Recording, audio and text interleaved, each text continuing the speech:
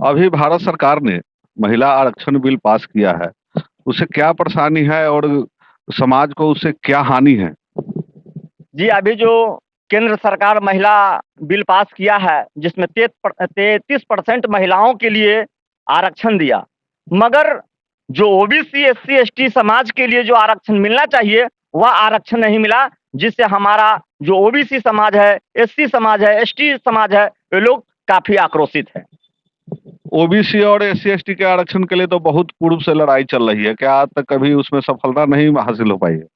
अभी तक तो सफलता नहीं मिली है। जो भी सरकार आए हैं, जैसे अभी जो बिल पास हुआ, उस बिल में जान जाइए कि खास करके अभी तक जो सांसद और विधायक हैं उस बिल में, और अभी जो वहाँ वर्तमान में स्थिति है कि सभी के सभी महिलाएं अपर कास्ट के ही सांसद हैं, और इसलिए हम लोगों को अलग से व्यवस्था चाहिए, और यह व्यवस्था हम लोग को मिलना चाहिए। अगर नहीं मिलता है तो सड़क से सदन तक हम आंदोलन करने का हमारा समाज जो है गुलबंद होगा और करेगा। ऐसा क्यों लग रहा है कि इसमें भारत सरकार सभी के साथ अनदेखी कर रहा है और सभी के साथ भेदभाव वाली नीति अपनाए हुए हैं? ये सरकार की जो अभी पॉलिसी चल रही है, इससे तो हम लोगों को लग रहा है कि हम लोगों को जब तक संघर्ष नहीं करेंगे, आंदोलन की रास्ता अख्तियार नहीं करेंगे, तब तक हम लोगों को न्याय नहीं मिलेगा। हम लोगों का आंदोलन पर उतारू होना पड़ेगा। अभी ज्यादातर देखने के लिए मिलता है कि जातिगत राजनीति ज्यादा चलती है। इसमें क्या लग रहा है आपको कि इसमें ओबीसी वालों को पीछे छोड़ दिया गया है क्या? बिल्कुल, ओबीसी समाज के पीछे तो बिल्कुल छोड़ दिया गया है, और इस समाज के लोगों को जगना पड़ेगा, और जग कर आंदोलन की ओर जाना पड़ेगा, तब हमारा समाज का जो है रास्ता और न्याय मिल पाएगा। कौन करेगा इसकी शुरुआत जागरूकता फैलाने की? इसकी शुरुआत हम लोग लालगंज के धरती से शुरुआत करने की ओर बढ़ चले हैं, और हम लोग लालगंज के धरती से इस आंदोलन को आगे बढ़ाने का काम करेंगे। आरक्षण बिल अभी जो पास हुआ है, मान लिया जाए कि ओबीसी और एससी एसटी को आरक्षण उनके हिसाब से मिल जा रहा है, तो उससे क्या फायदे होंगे? अगर आरक्षण हम लोगों को मिल जाता है तो हमारे समाज की महिलाएं जो है संसद भवन में जाकर अपनी बात को रख पाएंगे। नहीं तो अगर हमारा लोग नहीं जाएगा तो हमारा बात कौन उठाएगा? हमारा बात को उठाने के लिए हमारे समाज के लोगों को जाना आवश्यक है। अच्छा, पढ़ाई लिखाई के बाद नौकरियों में भी आरक्षण की जरूरत पड़ती है, तो आरक्षण जरूरी है कि शिक्षा जरूरी है? आरक्षण और शिक्षा दोनों जरूरी है, क्योंकि शिक्षा होगा, उस शिक्षा के बदौलत हम आगे बढ़ेंगे। लेकिन हमारे लिए कैटेगरी, हमारा समाज आज भी शिक्षा से काफी दूर रहा है, और इसके लिए हमारा समाज के लोग जगा है, शिक्षा की ओर बढ़ रहा है। उसके साथ साथ उसी के आधार पर आरक्षण मिलेगा, और हमारा लोग जो है उस विभाग में, उस जगह पर जाकर हमारी बात को कर पाएगा। अपना नाम बता दीजिए। विजय कुशवाहा मेरा नाम है, लालगंज समाज सेवी हूँ। क्या किसी बैनर के तले आप लोग ये प्रदर्शन कर रहे हैं, आंदोलन करना चाहते हैं, या फिर ऐसे ही समाज सेवा के लिए? हम लोग एक मोर्चा बनाएंगे, ओबीसी एससी एसटी समाज के लोगों को जोड़कर एक मोर्चा बनाएंगे, एक संगठन बनाएंगे, और संगठन के तहत हम लोग आंदोलन करेंगे। अभी जो आरक्षण बिल पास हुआ है, उसके बारे में आपकी क्या राय है? ओबीसी एससी एसटी को मुझे तो लगता है कि भारत सरकार जो है इग्नोर कर रही है, नज़रअंदाज कर रही है, और ऐसा अगर कर रही है तो बहुत गलत है। और सबसे दुखदाई बात यह है कि ओबीसी का एक भी लीडर जो भी है संसद तक, या एससी एसटी का कोई भी आवाज़ उठाने के लिए तैयार नहीं है, क्योंकि सभी को डर है कुर्सी का। देख रहे हैं कि अगर हम आवाज़ उठाते हैं तो हमारे फलाना वोट बैंक मुझसे कट जाएंगे, फलाने कट जाएंगे। लेकिन हम लोग बहुत जल्द एक मोर्चा बना करके आवाज़ उठाने का काम करेंगे, और यहाँ नहीं, हम लोग संसद तक जाएंगे और ईंट से ईंट बजा देंगे सरकार का, क्योंकि हमको जितना भागीदारी है उस हिसाब से हमको आरक्षण नहीं मिल पा रहा है। और प्रेजेंट में जो अभी सरकार किया है यह बहुत ही निंदनीय है, ऐसा नहीं होना चाहिए। अगर महिला बिल पास हुआ है 33%, तो हर समाज के लिए होना चाहिए, ऐसा नहीं कि किसी एक वर्ग के लिए। यह बहुत दुखदाई है। विधानसभा से लोकसभा तक बहुत से ऐसे नेता है जो ओबीसी कैटेगरी से आते हैं, क्या वे लोग आगे नहीं बढ़ पा रहे हैं? इन लोगों को अपना कुर्सी का डर है कि अगर हम सिर्फ ओबीसी के लिए, एससी एसटी के लिए आवाज उठाते हैं तो हमसे जो है स्वर्ण वोट छिटक जाएगा, हमको नहीं मिल पाएगा। लेकिन शायद उनको पता नहीं है कि ओबीसी का अभी ताकत उन लोगों को पता ही नहीं है, जो नए जितने भी लीडर हैं।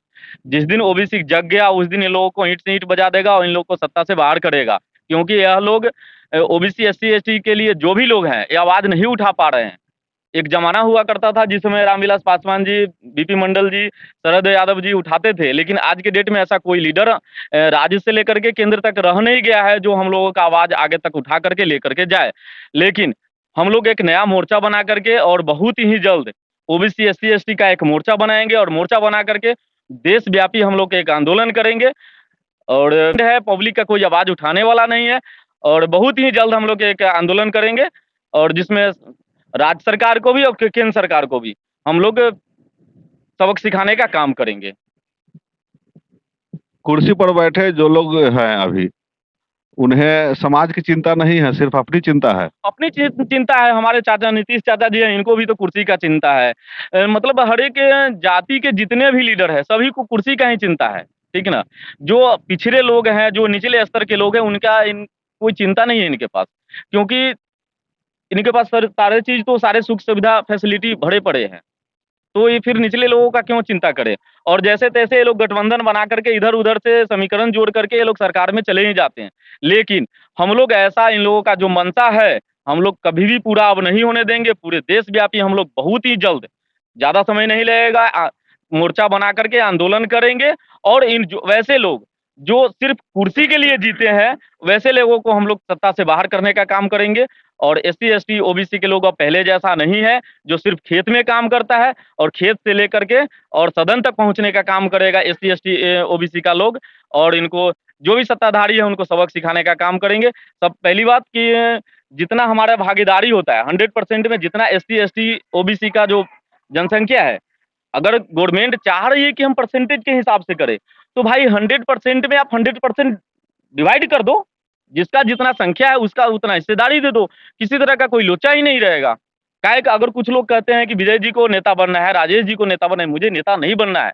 लेकिन आप मुझे और हमारे समाज को इग्नोर नहीं कर सकते हैं।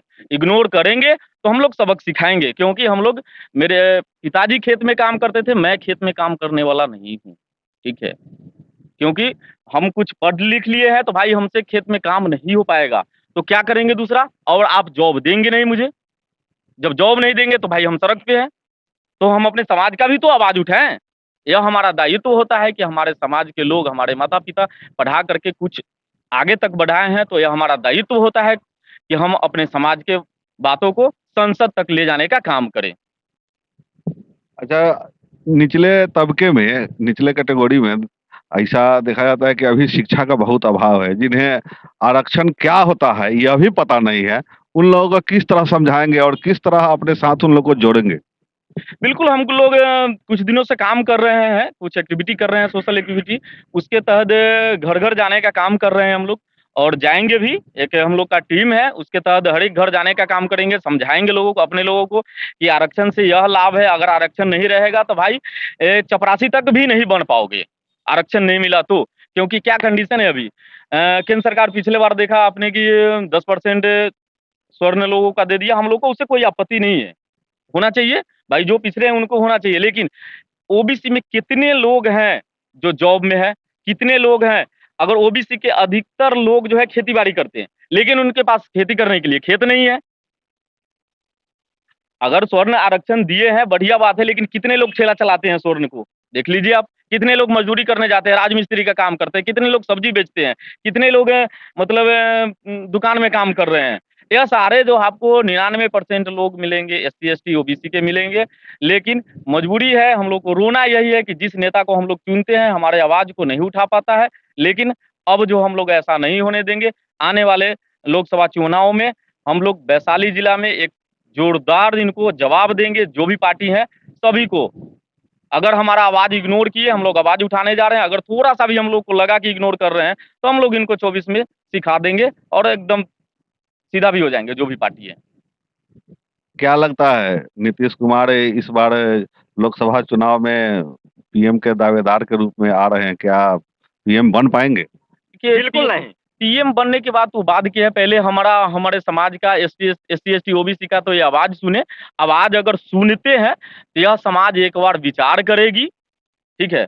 अगर यह समाज का नीतीश कुमार आवाज सुनते हैं तो यह विचार करने की जरूरत है और देखा जाएगा जब आवाज सुनेंगे हमारा तो फिर हम लोग एक बैठ करके समाज के लोग बैठेगा विचार करेगा उसके हिसाब से देखा जाए। अभी यह मुद्दा नहीं है कि इनको जो PM बनाना है कि हमारा नहीं। बिल का अभी जो हमारा बिल आया है, जिस बिल को लेकर आगे आएगा वही हमारा नेता होगा। बस बिहार में तो हमेशा नीतीश बाबू कुर्सी के लिए उलटते पलटते रहते हैं।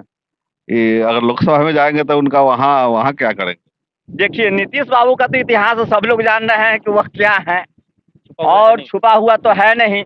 और वैसे लोगों से तो जनता अब कट रही है, वैसे लोगों को जरूरत नहीं है, उससे काफी लोग दूरी बना रहे हैं। देश के पीएम के पास क्या संदेश भेजना चाहेंगे आप अपने ये आरक्षण की लड़ाई का? देखिए, देश के पीएम महोदय को हम ये संदेश भेजना चाहेंगे कि हमारा समाज का जिस तरह से ओबीसी एससी एसटी का आबादी है उस आधार पर उसको आरक्षण मिलना चाहिए। और क्या कहें, रोना है कि अब हमारे प्रधानमंत्री भी ओबीसी से आते हैं लेकिन 10 साल बीतने जा रहा है, एक भी ऐसा काम नहीं किए हैं कि ओबीसी को कुछ हद तक लाभ लाभ मिल जाए। मिले, कुछ हद तक भी लाभ मिले। ऐसा कोई भी काम प्रधानमंत्री भी नहीं किए हैं। तो हम लोग आवाज़ उठाते हैं, अगर जो पार्टी जो हम लोग का आवाज़ सुनेगा उसके साथ हम लोग रहेंगे। क्योंकि हम लोग को करना नहीं है और हम लोग किसी पार्टी से है भी नहीं और दूर-दूर तक हम लोग को राजनीति करना भी नहीं है। बस हम लोग को अपने समाज की बातों को आगे तक पहुँचाना है, संसद तक पहुँचाना है, बस।